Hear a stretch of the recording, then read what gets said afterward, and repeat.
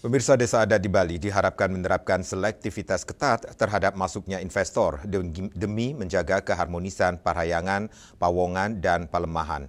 Setiap rencana investasi, baik pembangunan hotel maupun usaha lainnya, wajib melalui keputusan Paruman Krama Desa sebagai forum tertinggi dalam pengambilan keputusan.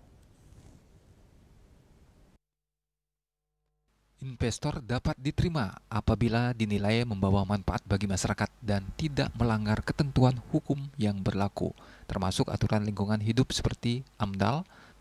Namun praktek oknum bendesa atau prajuri yang melakukan kesepakatan sepihak dengan investor tanpa melibatkan Paruman dipastikan tidak dibenarkan. Pendesa adat Batuyang Imade Soekarto mengatakan, desa adat harus bergerak mengantisipasi maraknya penjualan tanah leluhur oleh warga.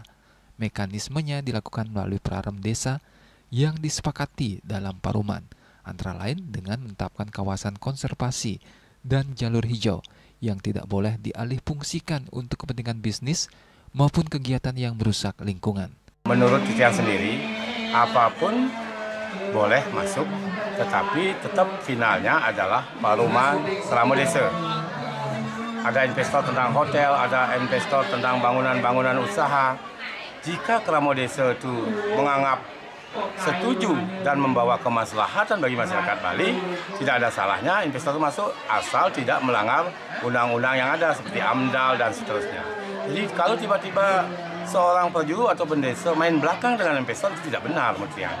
Jadi oleh karena itu, untuk menjaga tetap Trihita Karana ini berjalan di Bali, Parahyangan, Pawongan di Bali ini dan Pelemahan tetap harmonis dan seimbang, ini kembali keputusan Krama Desa. Sebab segala keputusan yang diambil itu harus atas dasar Paruman, karena menurut Perda 4 2019, hal-hal yang bersifat strategis itu harus mendapat keputusan Paruman. Tapi memang kejadian di Bali, banyaklah kejadian-kejadian oknum-oknum para bendesa ataupun juru yang main belakang dengan investor itu tidak dibenarkan menurut awik-awik dan peraturan daerah yang ada. Upaya ini menjadi langkah strategis desa adat dalam menjaga keseimbangan pembangunan dengan kelestarian alam dan melindungi tanah warisan leluhur agar tetap terjaga bagi generasi mendatang. Dengan demikian, desa adat tidak hanya berperan sebagai penjaga tradisi, tetapi juga garda depan dalam pengelolaan ruang hidup yang berkelanjutan di Bali. Yana, Bali TV.